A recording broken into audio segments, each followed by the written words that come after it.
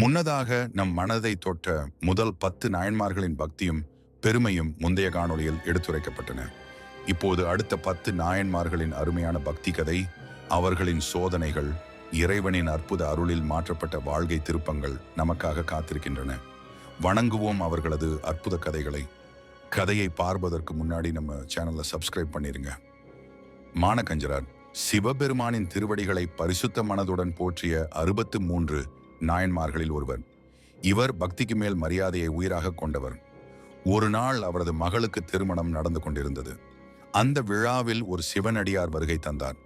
அவருடைய விழியில் நம்பிக்கையுடன் கலந்து கொண்ட அந்த அடியார் மானக்கஞ்சராரின் மகளின் அழகிய கூந்தலை வெட்டிவிட்டார்.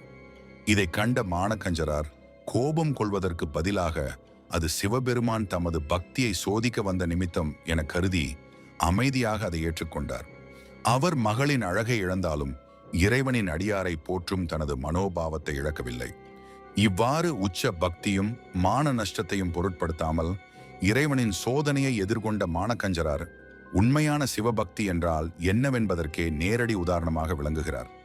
சிவபெருமான் அவரின் மனநிலையை உணர்ந்து அருளும் புகழும் வழங்கினார். இறைவனின் சோதனைகள் வெளிப்படையானவையாக இல்லாமல் இருந்தாலும் அதற்குள் நம் பக்தியின் தூய்மையை பரிசோதிக்கும் ஞாயிற்றொளி ஒளிந்திருக்கும். அறிவாட்டாயர் நாயனார் பக்தியின் வீரன். சிவபெருமானை நேசித்த அதீத அன்பால் தன் உடலை கூட அர்ப்பணம் செய்ய தயங்காத மகான். இவர் தினமும் பரமசிவனை அன்புடன் வழிபடுவார்.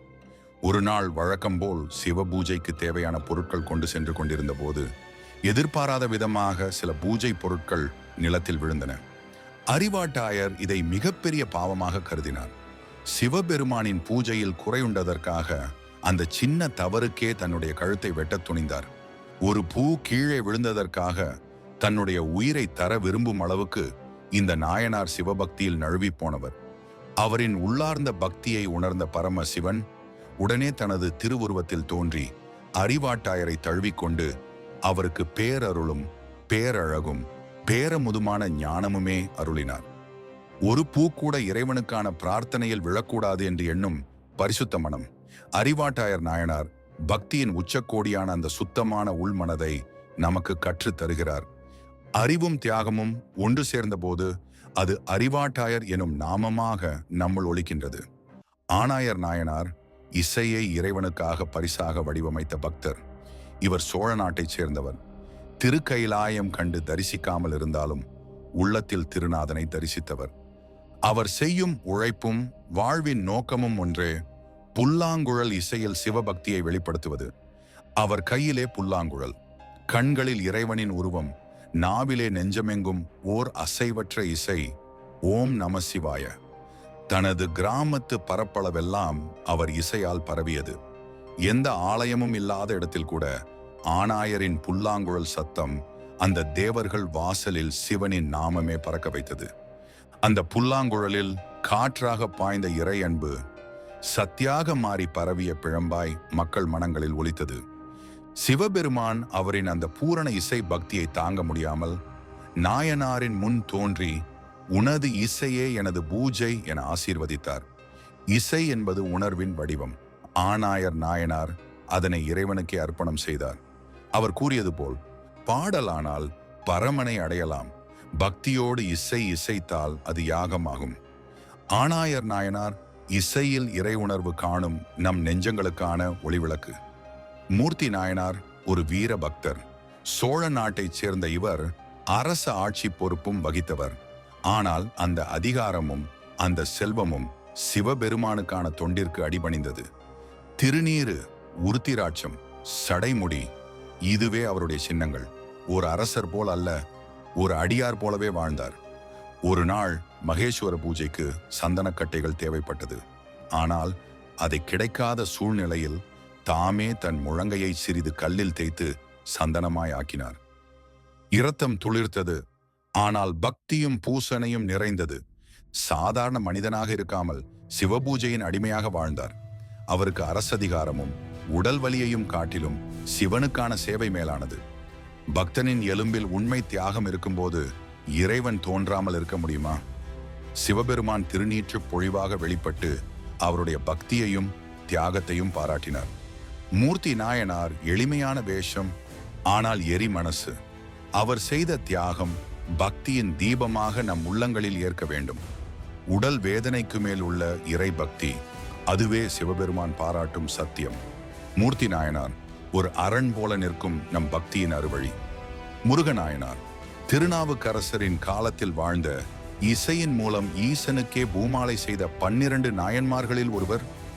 பூமாலை இல்லாத நாளில் கூட பாடலால் பூமாலை சாத்தி இறைவனை அர்ச்சனை செய்தார். அடியேன், என் பாடல்தான் உங்கள் பூவே, என் நாவே உங்கள் திருவிசிறி என்ற நம்பிக்கையுடன் அவர் வாழ்ந்தார். அவர் வாயிலிருந்து ஒரு இசையும் வரும்போது அது பஞ்சாட்சர மந்திரத்தின் ஓசையாகவே மாறியது. நமசிவாய என்ற ஒலி அவரது மூச்சாகவே இருந்தது. வழிபாட்டிற்குரிய நேரம் வந்தவுடன் அவர் இசையின் சாற்றில் சிவனை சாற்றினார். அவர் ஒவ்வொரு நாளும் தன் உள்ளத்தின் வாசலில் நின்று பாடலால் பூஜை செய்தார். அந்த பாடல் பூவின் வாசனையை விட நறுமணமாயிருந்தது. இறைவன் அவனிடம் பொருள் வேண்டாம், பூ வேண்டாம், ஆனால் மனம் கொண்ட பக்தியை மட்டும் கேட்டுத்தரும். முருகநாயனாரின் இசை அதை காட்டியது. ஒரு நாள் இறைவன் அவருடைய பாடலை எதிரொலியாக ஏற்றுக்கொண்டு அருள் நெறியில் அவரை இழைத்தார். அவர் வாழ்க்கை முழுக்க சிவன் என்ற இசைதான் அவரின் இயல்பு. இசை ஒரு அர்ச்சனை. உண்மையான பக்தியின் குரல் பூவை கடந்தது. முருகநாயனார் சொல்லும் பாடம் இல்லை எனில் பாடு, பூ இல்லை என்றால் புகழ். சிவபெருமானின் அருள் எப்போதும் இசையின் வழியே வழியும். சோழ நாட்டில் பிறந்த உருத்திரபசுபதி நாயனார் நீரினுள் நின்று பகல் இரவாகாமல் சிவபெருமானுக்காக ருத்ரம் ஓதியவர். கழுத்தளவு நீர் ஒரு அடி மேலோ அல்லது கீழோ இல்லை. அதிக வெப்பம் இருந்தாலும் கடும் குளிராயினும் அவர் அந்த நிலையை விட்டு நகர்ந்ததில்லை. நான் வெளியே வந்தால் என் மனமும் சிதறும், என் மனம் சிதறும் என்றால் என் பக்தியும் சிதறும். இதுதான் அவரது நிலைப்பாடு. அவர் ஓதிய ஒவ்வொரு நமசிவாயம் ஒலியிலும் உலகம் பரவி சிவபெருமான் இருந்தார். அந்த ஒலி அவருடைய மூச்சு போலவே ஓங்கியது. சில நேரங்களில் வலிமை இழந்து நடுங்கினார். ஆனால் மனதில் ஒரு விஷயம் உறுதியாக இருந்தது. ஐயா, என் ஒலியான ருத்ரமே உமது பூஜை. இறைவன் அவரது உண்மையான பக்தியை பரிசோதித்தார். நீரில் அழுந்தாமல் நேரத்தில் ருத்ரம் ஓதிய நாயனாரின் நிலை கண்ட சிவபெருமான் அவரை பார்த்து புன்முறுவலித்தார். அருள் பொழிந்தார். நீர் நனைந்தாலும் நம் பக்தி நனையக்கூடாது. உருத்திரபசுபதி நாயனார் நமக்கு சொல்வது, பக்தி என்பது உடலால் செய்யும் அல்ல, உளமாறி உருகி செய்யும் தீவிர ஒளி. அதுதான் ருத்ரம், அதுதான் பழுது இன்றிய அர்ச்சனை. திருநாளை போவார் நாயனார் இவர் ஒரு அச்சாரியன் அல்ல, ஆனால் அசாதாரணமான பக்தியினால் ஆன்மீக வரலாற்றில் நுழைந்தவர். தாழ்ந்த குலத்தில் பிறந்தவர். ஆனால் அவர் எண்ணம் உயர்ந்தது. சிவபெருமானின் பாதங்கள் வரை சிதம்பரம் கோவிலில் தினமும் வந்து நின்று நுழைய முடியாமல் வெளியில் இருந்து கைகூப்பி வணங்குவார். அவருக்கு உள்ளே நுழைய தகுதியில்லை என்ற சமுதாய கட்டுப்பாடு அவரின் பக்தியை மட்டுமல்ல, நம் மனதையும் கஷ்டப்படுத்துகிறது. ஆனால் அவர் ஒருபோதும் கோபப்பட்டதில்லை. நின்று ஏங்கிய நெஞ்சுடன் கண்ணீர் விட்டு சிவனை கண்டு கொண்டார். தன் தரிசனத்தை மறைத்த நந்தியை, ஐயா, நான் உன்னை வணங்க வரவில்லை, என் ஈசனை பார்ப்பதற்காகத்தான் என்று மனதின் மொழியில் வினவினார். அதற்கேற்ப சக்தியின்றி நிற்கும் நந்தி நகர்ந்தது. நந்தி நகரும் அந்த தருணம் சமூகம் கட்டிய எல்லைகளை உடைக்கும் பக்தியின் வலி இறைவனுக்கே தெரிந்த தரிசனமாக மாறியது. நாயனார் தொடர்ந்து பக்தியுடன் வாழ்ந்தார். சிதம்பரத்துக்கு ஒரு நாள் போவேன் என கனவு கண்டார். அந்த நாளை வந்தது. ஆனால் அவர் வாழ்நாளில் அல்ல, அவரது ஆன்மா சிதம்பரத்திற்குள் நுழைந்து சிவனை தரிசித்தது. உலகம் என்னை பாராது, ஈசன் என்னை பார்த்தால் போதும் என்று வாழ்ந்தவர் திருநாளை போவார் நாயனார். இன்றும் சிதம்பர கோவிலில் நந்தி சற்று திருப்பாகவே இருக்கும். ஏனெனில் அது ஒரு சிருஷ்டியின் சத்தமில்லா பக்திக்கு அளிக்கப்பட்ட பதில். திருக்குறிப்பு தொண்டர் நாயனார் ஒரு சிறிய வேலை செய்பவரே, ஆனால் அதில் இருந்தது ஒரு சிறந்த இறை சேவை. இவர் சிவபெருமானின் அழுக்கு துணிகளை துவைப்பவர். அது ஒரு சாதாரண பணி அல்ல, இறைவனுக்கான தூய்மை பணிக்கே அர்ப்பணித்த வாழ்க்கை. ஒவ்வொரு நாளும் ஒரு குறிப்பிட்ட நேரத்தில் சிவபிரான் வேடமிட்டவரின் துணிகளை போக்கி துவைத்து சுத்தமாக செய்து நேரம் தவறாமல் திருப்பிக் கொடுப்பது. அவருடைய பக்தி நேரத்தின் மீது கட்டாயம் விதைத்திருந்தது. ஆனால் ஒரு நாள் பருவமழை, நதியின் நீர் வெகுவாக உயர்ந்தது. அதனால் அவர் குறிப்பிட்ட நேரத்தில் அந்த துணியை துவைத்து கொண்டு வர முடியவில்லை. அவரது மனம் உடைந்தது. இறைவனுக்கு கடமையை தவறவிட்டேன் என்ற எண்ணம் அவரை தாங்க முடியாத வருத்தத்தில் ஆழ்த்தியது. உடனே அருகில் இருந்த ஒரு பாறையில் தன்னுடைய தலையை தானே அடித்தார். அது உணர்ச்சி அல்ல, அது பக்தியின் உச்சக்கட்டம். அப்போதுதான் சிவபெருமான் தன் ரூபத்தில் தோன்றி அவருடைய உண்மையான சேவையை, நேர பற்று உள்ள பக்தியை பாராட்டி, நீயே என் குறிப்பு தெரிந்த தொண்டன் என அவரை சீவலோகத்தில் சேர்த்தார். நேரத்தை தவறவிட்டதால் தான் தன்னை தண்டித்த தொண்டனின் உயிரணுக்குள் இருந்தது பணியிலே தவறு இல்லை, ஆனால் பக்தியில் சிதைவு வந்துவிடக்கூடாது என்ற உண்மை. திருக்குறிப்பு தொண்டர் நாயனார் தொடர்ந்து நேரத்தையும் இறையருளையும் கவனித்து வாழ்ந்த மகா சிவனடியார். சிவபக்தியின் பரிசுத்த பரம்பரையில் சண்டேஸ்வர நாயனார் எனும் சிறுவனின் இளம் உயிரில் அந்த அருள் எழுச்சி விதைந்தது. அவன் தந்தை பௌததரணர் பசுக்களை வளர்த்து வாழ்வை நடத்தும் விவசாயி. ஆனால் மகன் சண்டேசன் பசுக்களை சிவபெருமானின் பசுபதியாக எண்ணி அவைகளை நன்றாய் பேணிக்கொண்டு பாலால் சிவலிங்கத்திற்கு அபிஷேகம் செய்யத் தொடங்கினான். ஒரு நாள் தந்தை வந்தார். பாலற்ற பசுக்கள், பயிர்கள் பாதிக்கப்படும் என கோபம் அடைந்தார். மகனை தீட்டியும் அவன் வைத்திருந்த பார்க்குடத்தை காலால் உந்தி உடைத்தார். அந்த நிமிடத்தில் சண்டேசன் அது சிவ பூஜைக்கு இடையூறு என உணர்ந்து தந்தையின் காலையே கத்தியால் வெட்டினார். இது கோபம் அல்ல, இது சிவபக்தியின் ஒரு தீவிர நெறிமுறை.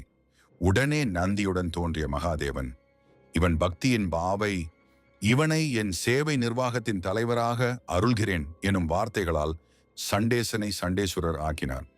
பாசத்தின் பந்தங்களை தாண்டி பக்தியின் பாதையில் துணிவுடன் நடந்தவர் சண்டேஸ்வரர்.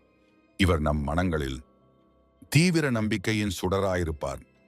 சண்டேஸ்வர நாயனாருக்கு வணக்கம். நமச்சிவாய. திருநாவுக்கரசர் சுவாமிகள் பக்தியின் உழவர். பண்டைய காலத்தில் திருச்செங்குன்றூரில் ஒரு எளிய உழவர் வாழ்ந்தார். அவரது பெயர் திருநாவுக்கரசர் சுவாமிகள். நேர்த்தியான உழைப்பும் இறைவனை தரிசிப்பதற்கான அவன் வயல் ஆர்வமும் அவனுடைய வாழ்க்கையின் அடிப்படையாக இருந்தது. வயலில் உழைத்து கொண்டிருந்த போதும் அவரது உள்ளத்தில் சிவபெருமானின் நாமம் இடம் பிடித்தது. ஒரு நாள் கூட வேலைக்கு இடையூறு இல்லாமல் ஓம் நமீவாயா என்று மனமார்ந்தும் இறைவனை பாடியவன். அந்த பக்தி அவரை ஒவ்வொரு சிரமத்திலும் உறுதியுடன் நிறுத்தியது. கோயிலுக்கு சென்று தரிசிக்க முடியாமலும் இருந்த போதும் அவரது மனதிலே சிவபெருமானின் முகம் ஒளிர்ந்தது. ஆனால் அந்த பக்தி பிறருக்கு புரியவில்லை. கோயிலுக்குள் வணங்காதது ஏன் என விமர்சனங்கள் வந்தன. அந்த நேரத்தில் திருநாவுக்கரசர் சுவாமிகள் மட்டும் உழைக்கும் கரங்களை தூக்கி, என் உழைப்பும் பக்தியும் சிவபெருமானுக்கு அர்ப்பணிப்புதான் என்று உறுதியுடன் சொன்னான். இதை பார்த்த சிவபெருமான் அவனுடைய உண்மையான பக்தியை பாராட்டி அவனை வாழ்த்தி அவருக்கு அதிசயங்களை அளித்தார். அந்த பக்தி மட்டுமல்ல, கடின உழைப்பும் திருநாவுக்கரசர் சுவாமிகளை இறைவனின் மனதோடு இணைத்தது. இன்று நாம் அறிந்தபடி அவர் பக்தி, உழைப்பு மற்றும் நம்பிக்கையின் அடையாளமாக வாழ்ந்தார். முன்னேற்றம் என்னவென்றால் பக்தியும் உழைப்பும் சேர்ந்து இறைவனின் அருளை பெற வழிகாட்டும் என்பதுதான். உழைப்பிலும் மனதிலும் இறைவனை தழுவும் உண்மை பக்திதான் சிந்திக்கத்தக்கது. திருநாவுக்கரசர் சுவாமிகள் நமோ நம்.